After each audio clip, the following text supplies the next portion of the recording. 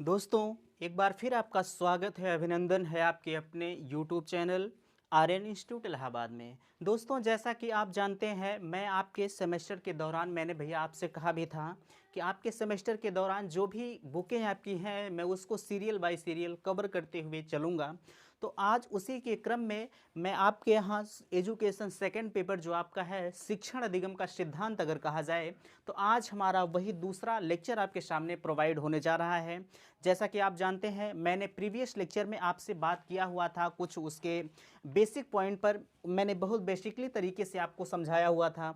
जैसे अगर हम बात करें, जो सबसे इम्पोर्टेंट उसमें पहले लेक्चर में था कि आपसे आता है भैया कि औपचारिक शिक्षा, अनौपचारिक शिक्षा, निरौपचारिक शिक्षा, ये सभी चीज़ें आती हैं, आपसे पूछी जा सकती हैं कि भैया औपचारिक शिक्षा क्या होती है और निरौपचारिक शिक्षा क्या होती है। तो इन सभी चीज़ों पर आपको लिखने के लिए आता है। तो खैर, अगर आप ये वाला वीडियो नहीं देखे हैं तो आप जाइए प्रीवियस लेक्चर में, मैंने वहाँ पर आपको एक प्लेलिस्ट बनाई है शिक्षण अधिगम के सिद्धांत के नाम से, आप उससे ओपन करिएगा और वहाँ सीरियल बाय सीरियल लेक्चर पड़े हुए हैं, वहाँ से आप देख सकते हैं। खैर, अभी उस प्लेलिस्ट में दो ही वीडियो है, एक आपके सिलेबस का है और एक वीडियो आपका जो आपका प्रथम सेमेस्टर मेन शिक्षण अधिगम के सिद्धांत का पहला लेक्चर उसमें पड़ा है। तो चलिए, आज हम उसी के क्रम में आज आपसे आगे बात करने वाले हैं। देखिए, सबसे पहले यहाँ लिखा गया है शिक्षण का अर्थ तथा उद्देश्य, ये तो आपके चैप्टर का नाम ही है। और इसी के क्रम में देखिए, कुछ पॉइंट हमने लिखा है। मैं ज़्यादा लिखने का प्रयास इसलिए नहीं करता हूँ कि जिससे आपका समय कम लगे, और अगर समय कम लगता है भैया तो जाहिर सी बात है कि कहीं ना कहीं आपका फ़ायदा होता है। और एक कोशिश आप कीजिएगा कि आप मेरे साथ, मैं जो भी यहाँ से बोल रहा हूँ, आप नोट्स अगर बनाते हुए चलेंगे तो कहीं ना कहीं आपके लिए फ़ायदा होगा। मैं वही चीज़ आपको बताने का प्रयास करता हूँ जो आपकी परीक्षा की दृष्टि से बेहद इंपॉर्टेंट होती है। मैं ज़्यादा पचरा इधर उधर नहीं करना चाहता हूँ। मेरी कोशिश यह होती है कि जो भी मैं यहाँ से आपको बताऊँ वो सीधे हूबहू आपके एग्ज़ाम में फंस जाए। मेरा ध्येय यही है। ज़्यादा इधर उधर करने का कोई मतलब नहीं है, समय कम है आपके लिए, आप समय का सदुपयोग करें। ठीक है, चलिए बात आती है भैया कि शिक्षण प्रक्रिया क्या होती है, टीचिंग प्रोसेस क्या होता है। ठीक है, अगर इसमें हम बात करें, यहाँ हमने कुछ पॉइंट लिखा है। देखिए, शिक्षण जो आपका टीचिंग प्रोसेस होता है वह 3 स्तंभों से होकर गुजरता है। देखें, अगर आपसे आता है कि आपका टीचिंग प्रोसेस क्या होता है, तो अगर आप इतना लिखते हैं कि जो शिक्षण प्रक्रिया हमारी होती है वह 3 स्तंभों से होकर गुजरती है, जिसमें हमारा प्रथम स्तंभ है भैया शिक्षक, और दूसरा स्तंभ है शिक्षार्थी, और तीसरा स्तंभ है पाठ्यक्रम।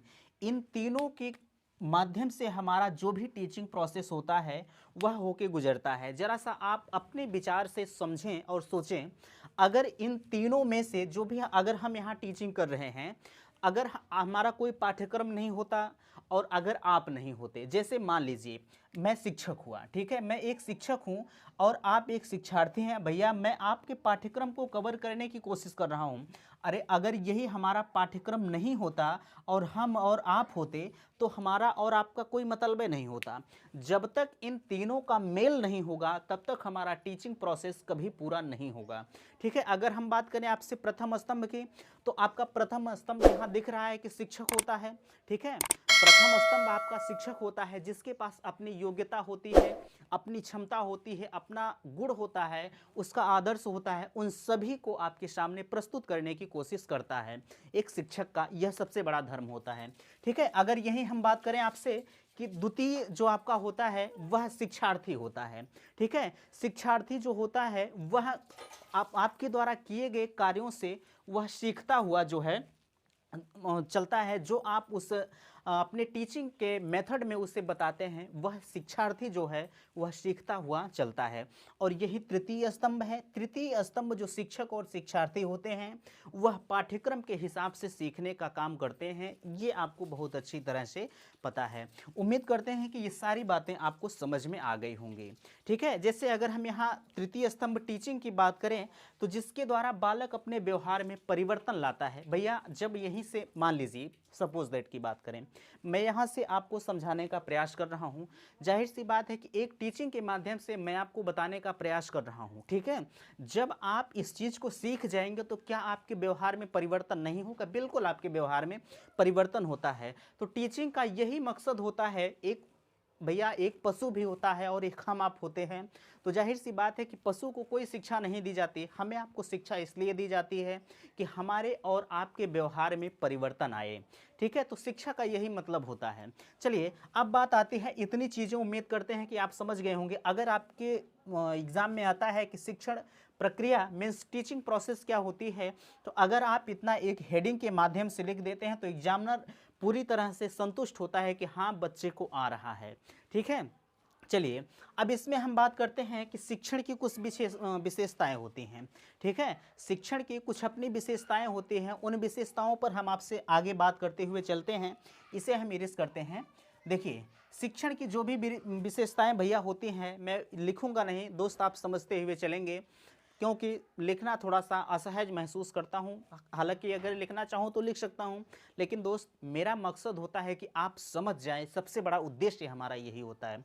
अरे यार लिखने से फ़ायदा हमारा, अभी वीडियो हमारा बड़ा होगा और आप देखेंगे हमारा वॉच टाइम आएगा, लेकिन उससे हमारा कोई मतलब नहीं दोस्त, आप समझते हुए चलें, आपके लिए सबसे बेस्ट यही है। ठीक है, आप अपने हिसाब से नोट्स बनाएंगे, जब आप किसी बात को समझ कर लिखेंगे तो वह ज़्यादा माइंड में घुसती हैं और ज़्यादा समय तक रहती हैं। ठीक है, चलिए शिक्षण की विशेषताओं में अगर हम पहले पॉइंट की बात करें, जैसे आपसे कहा जाए कि शिक्षण की कुछ विशेषताओं पर आप प्रकाश डालें, और आपसे कहा जाए कि पहला जो आपका होना चाहिए, आपका शिक्षण जो भी होना चाहिए वह सुनियोजित होना चाहिए। ठीक है, आपका शिक्षण जो होना चाहिए वह सुनियोजित होना चाहिए। किसी भी व्यवस्था, जैसे अगर कहा जाए किसी भी व्यवस्था का अच्छा या बुरा होना उसकी योजना पर निर्भर करता है। जैसे मान लीजिए हमने कहा आपसे कि किसी भी व्यवस्था का अच्छा या बुरा होना, जैसे अगर मैं किसी चीज़ की व्यवस्था करता हूँ तो किसी चीज़ की व्यवस्था का अच्छा या बुरा होना उसके जो है उसके प्लानिंग पर, योजना पर निर्भर करता है। ठीक है, उम्मीद है कि ये आप समझ रहे हो। कहने का मतलब ये है कि यदि कार्य आपका उत्तम होगा, यदि कार्य की योजना आपकी अगर उत्तम होगी तो जाहिर सी बात है जो आपका कार्य होगा वह भी उत्तम होगा। ठीक है, इसका मतलब यही है किसका, कि शिक्षण सुनियोजित होना चाहिए। ठीक है, अच्छा उसमें बात हमारा दूसरा आता है, पहला है आपका शिक्षण सुनियोजित होना चाहिए, और दूसरा आपका आता है जैसे कहा जाए कि शिक्षण सुझावात्मक होना चाहिए। इसका मतलब यह है कि अच्छा शिक्षण सुझावात्मक होता ही है। ठीक है, अच्छा शिक्षक जो होता है वह सुझाव वाला होता है। अगर इसमें कहा जाए कि बालक को आदेश प्रदान न करके उसे सुझाव दिया जाता है। भैया एक छोटा सा बालक होता है, क्या आप उसे अगर किसी बात के लिए आदेशित करते हैं, आदेश करना एक जो होता है जैसे सीधे तौर पर किसी चीज़ को आदेश दे देना। ठीक है, आदेश एक शिक्षक नहीं देता है, एक शिक्षक एक बालक को जितने अच्छे से समझाता है, जितने अच्छे से उसके साथ व्यवहार करता है, उसका शिक्षण उतना ही अच्छा सुगम माना जाता है। ठीक है, और अगला आता है, ये हमारा दूसरा नंबर हुआ, पहला खत्म हुआ, दूसरा खत्म हुआ, और तीसरे नंबर की अगर हम बात करें आपसे कि शिक्षण जो आपका होना चाहिए वह सहानुभूतिपूर्ण होना चाहिए। कहने का मतलब ये है सफल शिक्षक के लिए यह परम आवश्यक होता है कि दया सहानुभूतिपूर्ण व्यवहार छात्रों के साथ करे, क्योंकि छात्रों की मूल अवस्था उसकी जानकारी प्राप्त हो सकती है। मतलब यह है कि जो भी आपका शिक्षण होना चाहिए वह सबके प्रति मीन्स छात्रों के प्रति, अगर कहा जाए हम यहाँ छात्र की ही बात करेंगे क्योंकि आपको छात्र को ही पढ़ाना है। ठीक है, आपका शिक्षण जो भी होना चाहिए वह सहानुभूतिपूर्ण होना चाहिए। अगर हम चौथे नंबर की बात करें, तीसरा हमारा खत्म हुआ, अगर हम 4 नंबर की बात करें तो दोस्त 4 नंबर का होना चाहिए हमारा अच्छा शिक्षण जो होता है वह प्रेरणादायक होता है। ठीक है, अच्छा शिक्षक वही कहलाता है, जैसे अगर हम बात करें अच्छे शिक्षक की, तो अच्छा शिक्षक वही कहलाता है जिसमें शिक्षक का ऐसा वातावरण तैयार किया जाए, शिक्षा का ऐसा वातावरण तैयार किया जाए जिसमें बालक स्वयं क्रिया करके सीखने के लिए तत्पर हो। दोस्त कहने का मतलब ये है कि अगर जैसे आप ही हैं, अगर किसी चीज़ को करके सीखते हैं तो वह आपके दिमाग में ज़्यादा सेट होती है, और किसी के द्वारा अगर करके सीखते हैं तो वह ज़्यादा अस्थायी ज्ञान नहीं होता है। इसलिए कहने का मतलब ये है कि अगर आप किसी चीज़ को, अच्छा शिक्षण वही होता है कि अगर आप किसी चीज़ को स्वयं करके सीखते हैं तो वह शिक्षण ज़्यादा अस्थायी आपके लिए होता है। ठीक है, अच्छा आगे बात आती है कि चार नंबर आगे 5 नंबर है आपका, अच्छा शिक्षण में सहयोग की भावना होनी चाहिए। सहयोग की भावना का मतलब ये होता है कि जब हम आप पढ़े लिखे होंगे तो जाहिर सी बात है कि एक सहयोग की भावना होती है। जैसे मैं यहाँ से आपको सहयोग कर रहा हूँ, ठीक है, जैसे मैं यहाँ से आपका सहयोग कर रहा हूँ, यही सहयोग की भावना होती है। ठीक है, आगे अगर हम बात करें 4 या 5 नंबर जो भी हो, आप पॉइंट आउट करते हुए चलेंगे। आगे अगर हम बात करें आपसे कि अच्छे शिक्षण के छात्रों के लिए पूर्व अनुभवों का ध्यान रखना चाहिए। जैसे दोस्त 1 मिनट मैं आपसे बताना चाहूँगा कि इसमें हम अगर अच्छा शिक्षण आप करने जाते हैं, जब भी आप प्राइमरी विद्यालय में शिक्षक के रूप में अपने आप को देखते हैं, तो अच्छा शिक्षण वही माना जाता है कि आप उन बच्चों के पूर्व ज्ञान को ध्यान में रखें। कहने का मतलब ये है कि अब बच्चे को भैया ABCD अइबे नहीं करे, ABCD बच्चे को ना आए और हम कह दें भैया तुम APPLE B फॉर बॉल ये सब लिख के हमें दिखाओ। दोस्त, यह अच्छे शिक्षण का गुण नहीं है। ठीक है, अच्छे शिक्षण का गुण वही होता है कि हम बच्चे को पहले पूर्व ज्ञान से उसको रूबरू कराएं, उसके ज्ञान को देखें कि बच्चा कहाँ तक पढ़ा लिखा है, कैसे पढ़ रहा है, क्या अगर मैं जो चीज़ आज प्लानिंग बना के आया हूँ, क्या मैं अगर उसे समझाता हूँ तो क्या उसे समझ में आएगा। बिल्कुल, जब तक आप उसके पूर्व ज्ञान को नहीं परखते हैं तो जाहिर सी बात है कि आपका टीचिंग जो है, आप कितना भी अच्छा पढ़ाएं उसको समझ में नहीं आएगा। इसलिए आप पूर्व ज्ञान को ही पहले परखें बच्चे को। ठीक है, आगे बात आती है कि अच्छे शिक्षण में बालकों की कठिनाइयों का निदान किया जाता है। अब जरा सा आप विचार करें, अच्छा शिक्षण वही होता है जब आप किसी बालक के जो है उसकी जो भी कमियां है, उसके बालकों की कठिनाई जो भी आती है उसका आप निदान करें। अब जरा सा 1 मिनट हमें बताएं, जैसे 2 2 4 2 2 4 यही बच्चे को अगर हम प्लस दे दिए हैं, अगर बच्चा करके ला रहा है कि 2 2 5 4 8 इतना करके ला रहा, अब ये तो गलत है। अगर हम बच्चे को कमियों का निदान नहीं करेंगे, जैसे आज बच्चा करके यह क्वेश्चन लेके चला आया और हमने कहा भैया ठीक है, ठीक, हमने कहा ठीक है, तो यह मेरा अच्छा शिक्षण नहीं हुआ। अगर मैं वहीं उस बच्चे को यह बता देता हूं कि बाबू यह 2 2 4 होता है और गुणा प्लस हमेशा जो है दाहिने हाथ की तरफ से होता है, तो बच्चा हमेशा के लिए सीख जाएगा। लेकिन अगर यही कमियां हम धीरे धीरे करके बच्चा इसी तरह से करता रहा तो एक दिन उसका शिक्षण एकदम बेकार हो जाएगा, वह अच्छा शिक्षण नहीं माना जाएगा। तो कहने का मतलब ये है कि बच्चे की जो भी कमियां हैं उस कठिनाइयों को आप दूर करने का प्रयास करें, वही अच्छा शिक्षण होता है।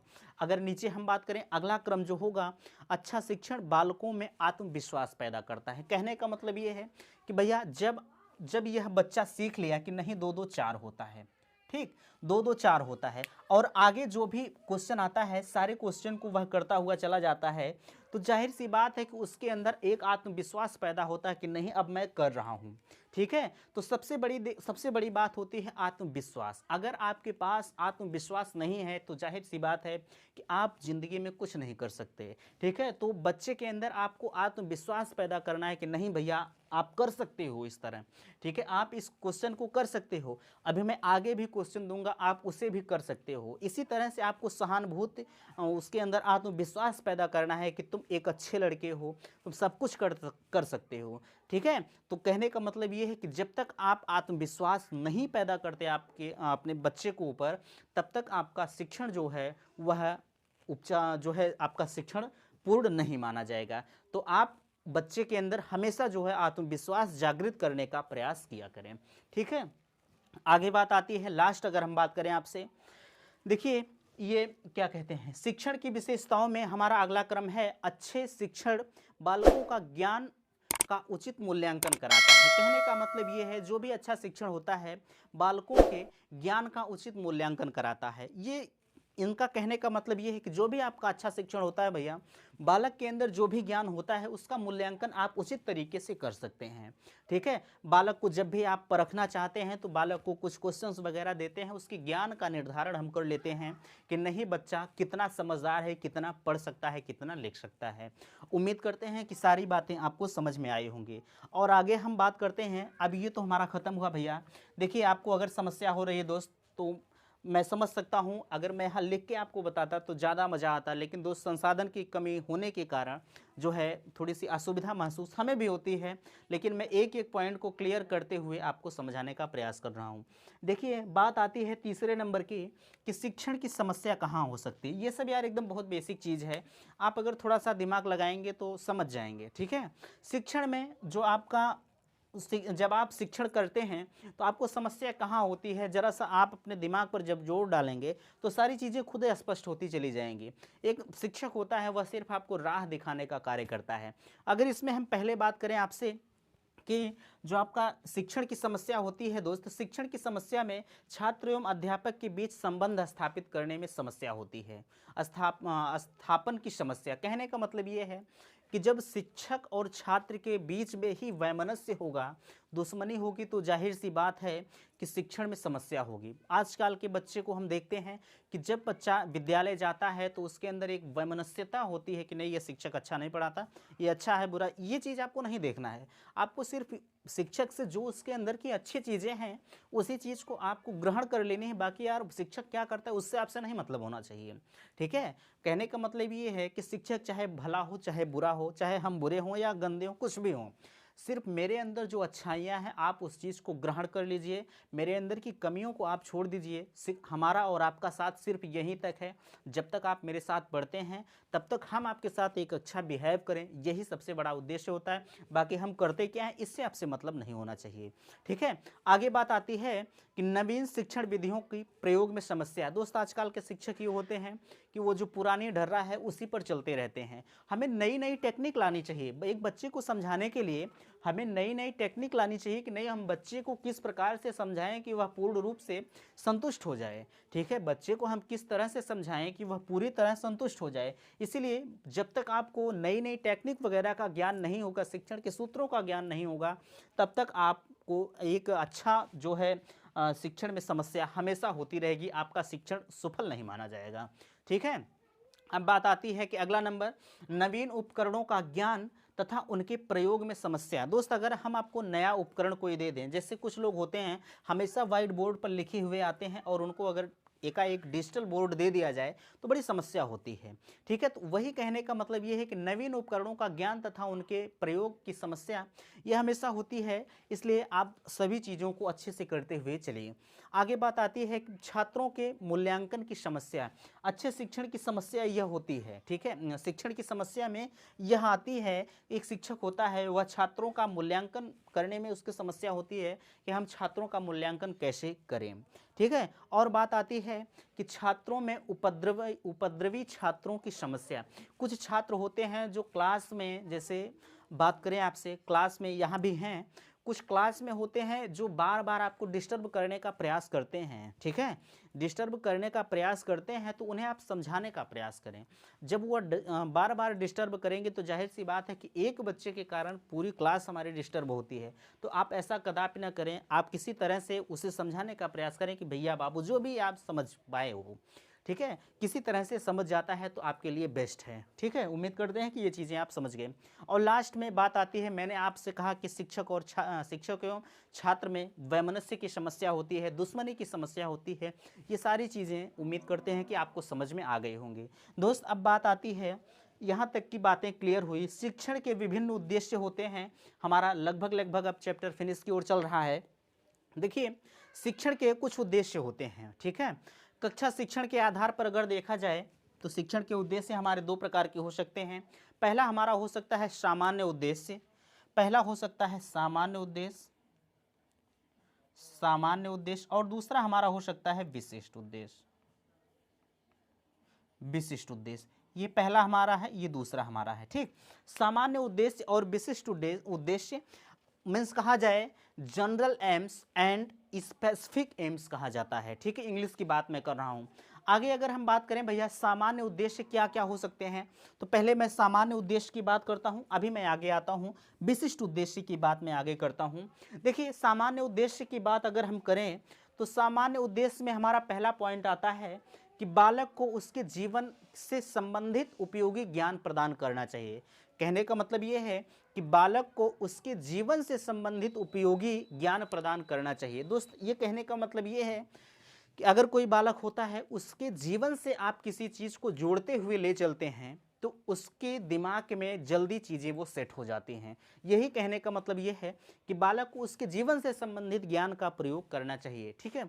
अगला अगर हम बात करें आपसे कि दूसरे नंबर की शिक्षण का उद्देश्य बालकों को सिखाने के लिए प्रेरित करना, क्योंकि छात्र को प्रेरित न होने पर अधिगम उपयुक्त नहीं माना जाता है। मैंने आपको प्रेरित करने के लिए पहले भी बताया कि जब तक आप किसी छात्र को प्रेरित नहीं करते हैं, उसके अंदर आत्मविश्वास की भावना नहीं जागृत करते हैं दोस्त, तब तक आपका शिक्षण कभी पूर्ण नहीं माना जाएगा। ठीक है। और तीसरे नंबर की अगर हम बात करें, बालक की मानसिक शक्तियों का विकास करना। ठीक है, बालक की मानसिक शक्तियों का विकास करना, यह सामान्य उद्देश्य की मैं बात कर रहा हूँ। बालक की मानसिक शक्तियों का विकास तभी आप कर सकते हैं जब आप एक अच्छा शिक्षण उसके साथ करते हैं, जब आप अच्छी तरह से उसके पास बिहेव करते हैं, तभी आपका एक शिक्षण जो होगा उसकी मानसिक शक्तियों का विकास कर पाएगा।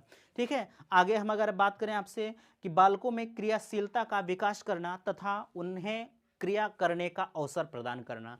देखिए, यह अवसर प्रदान करना, अवसर प्रदान करना, प्रदान करना, यह चीज बहुत इंपॉर्टेंट है। ठीक है। जब कहीं भी जब आप अभी, अब तो मान लीजिए आपका डीएलएड में एडमिशन वगैरह सब कुछ हो गया है, अब आपको शिक्षक बनना ही है। ठीक है। तो जब दोस्त आप सीटेट वगैरह में जब एग्ज़ाम देने जाते हैं, तो यह शब्द जो हमने लिखा है यह बहुत मायने आपके लिए रखता है।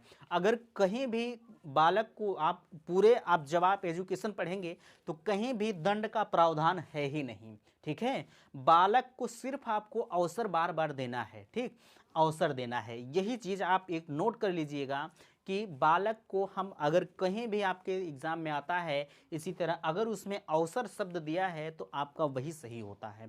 कहने का मतलब ये है कि बालक में क्रियाशीलता का विकास करने के लिए दोस्त, जैसे मैंने अभी आपको यह सवाल बताया है, जैसे अगर कहा जाए, देखिए अगर कहा जाए कि भैया आप इस चीज़ को हल करें, अभी मैं यहाँ से हल कर दिया 4 4 8 2 2 4 2 2 4, मैंने तो कर दिया। ठीक, हमें तो आ रहा है, हमने कर दिया।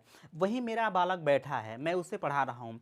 अगर जब तक उसे हम क्रिया करने का अवसर नहीं देंगे, या आप ही पढ़ते हैं, जब तक आपको किसी चीज़ की क्रिया करने का अवसर नहीं दिया जाएगा तब तक आपको मज़ा नहीं आएगा। इसलिए मैं कह रहा हूँ कि जब भी आप बालक के साथ बिहेव करें, उसको कार्य करने के अवसर पर हमेशा जोर देना चाहिए, उसे हमेशा कार्य कराना चाहिए। अरे ऐसा नहीं कि कुदार फावड़ा, नहीं, ये सब नहीं, मैं पढ़ाई के क्षेत्र की बात कर रहा हूँ। ठीक है। बालक को हमेशा अवसर प्रदान करना चाहिए, ये सारी चीज़ें हैं। आगे अगर बात करें हम, बालक में वातावरण के प्रति समायोजन की क्षमता प्रदान करनी चाहिए। कहने का मतलब ये है कि बालक वातावरण के प्रति, जब बालक का एक वातावरण अच्छा होगा तो जाहिर सी बात है कि उसके सीखने का तौर तरीका, सीखने का ढंग बहुत अच्छा होगा। और जब बालक का वातावरण ही नहीं अच्छा होगा तो बालक के अंदर जो भी भावनाएं हैं वह हीन होती हुई चली जाएंगी। इसलिए बालक को कभी भी जो है एक अच्छे वातावरण में रखने का प्रयास आप किया करें। अब लास्ट में अगर हम बात करें आपसे कि बालक में आत्मविश्वास तथा आत्मानुभूति करने के योग्य बनाना चाहिए, ये सारी चीज़ें मैंने आपको बहुत अच्छी तरह से स्पष्ट कराई है। और लास्ट में बात आती है कि छात्रों को नवीन ज्ञान के लिए हमेशा प्रेरित करना चाहिए। दोस्त, एक बालक होता है, जब तक, जैसे यही मेरा मार्कर है, अब बालक जब यह मार्कर हमारा बार बार तोड़ेगा तो जाहिर सी बात है, मार्कर तोड़ दिया, मैंने उसे एक थप्पड़ मार दिया। ठीक है। और बालक, जब मैंने उसे एक थप्पड़ मार दिया तो बालक फिर डर जाएगा, फिर मार्कर को कभी नहीं तोड़ेगा। इसलिए जब यह मार्कर को तोड़ देगा, अब यह मार्कर खोल दिया, कहेगा कैसे जुड़ेगा। इसीलिए कहता हूँ कि बालक, जब भी एक छोटा सा बालक होगा उसे नवीन ज्ञान के लिए हमेशा प्रेरित करना चाहिए। मार्कर तोड़ दिया, छोड़ दीजिए, उसे मत मारिए, कुछ मत करिए। बालक एक नन्हा वैज्ञानिक होता है, जब तक बालक कुछ करेगा नहीं तब तक उसके अंदर वह भावना ही नहीं आएगी। यार, बालक को एक कमरे में अभी आप बंद कर दीजिए और 2-4 महीने उसी कमरे में रखिए, सब कुछ उसे दीजिए, तो बालक के अंदर वह चीज़ नहीं आएगी जो अन्य बालकों की अपेक्षा वह बिल्कुल उसके अंदर हीनता की भावना आ जाएगी। उम्मीद है कि सारी बातें आपको समझ में आ रही होंगी। और दोस्त, मैं आपसे यही कहना चाहूँगा कि अगर मेरी बात आपको समझ में आ रही है, रिक्वेस्ट है, विनती है, तो आप अपने फीडबैक को अवश्य दिया करें। थोड़ा सा आपके फीडबैक से मुझे ऊर्जा मिलती है। और दोस्त, वीडियो को आप उन दोस्तों में शेयर जरूर किया करें जिनके पास जो है विद्यालय जो नहीं जा पा रहे हैं किसी कारणवश। खैर, चलिए बात आती है कि शिक्षण के विभिन्न उद्देश्य। अच्छा, सामान्य उद्देश्य तो हो गया, अब इसी के अंदर कुछ एक दूसरा वर्ड आता है, विशिष्ट उद्देश्य। ठीक, विशिष्ट उद्देश्य। ठीक, दूसरा नंबर हमारा आता है विशिष्ट उद्देश्य। विशिष्ट उद्देश्य वे उद्देश्य होते हैं जिन्हें अध्यापक कक्षा में निश्चित समय, मैंने आपसे पहले भी बताया था कल के लेक्चर में, जो आपका विशिष्ट उद्देश्य होता है, विशिष्ट उद्देश्य में अध्यापक कक्षा के निश्चित समय तथा निश्चित बच्चों के साथ निश्चित ज्ञान प्रदान करता है। अगर कहा जाए स्कूली शिक्षा, स्कूल का वातावरण ऐसा होता है कि बालक को एक बुक होती है, आपको उसी बुक के दायरे के अंदर रहकर जो है ज्ञान प्रदान करना होता है और निश्चित समय होता है और उस निश्चित समय के अंदर ही उस ज्ञान को देना होता है। इसी से हमारा विशिष्ट उद्देश्य का तात्पर्य होता है। अगर साफ साफ स्पष्ट शब्दों में कहा जाए तो विशिष्ट उद्देश्य हमारे वे उद्देश्य होते हैं जिन्हें अध्यापक कक्षा में निश्चित समय तथा निश्चित बच्चों को निश्चित ज्ञान प्रदान करता है। अर्थात अगर कहा जाए कि शिक्षक द्वारा 30 मिनट में कालांश छात्रों को बहुत सारी जानकारियां देता है, जो भी वह 30 मिनट के अंदर पढ़ाता है वही चीज़ें हमारी विशिष्ट उद्देश्य के अंतर्गत आएंगी। उम्मीद करते हैं कि सारी बातें आपको समझ में आ गई होंगी। दोस्त, आज यह चैप्टर हम यहीं फिनिश करते हैं। मैंने इस चैप्टर में आपको वही चीज़ लिया है जो आपके परीक्षा की दृष्टि से इम्पॉर्टेंट हैं, बाकी चीज़ों को मैंने छोड़ रखा है। आपके पास भी बुक होंगी, आपके पास भी कुछ मैटर होंगे, आप उसे भी पढ़ने का प्रयास कीजिएगा। अन्यथा की स्थिति में इतना मैं आपको दे देता हूं कि यही चीज़ आपके लिए सफिशिएंट है।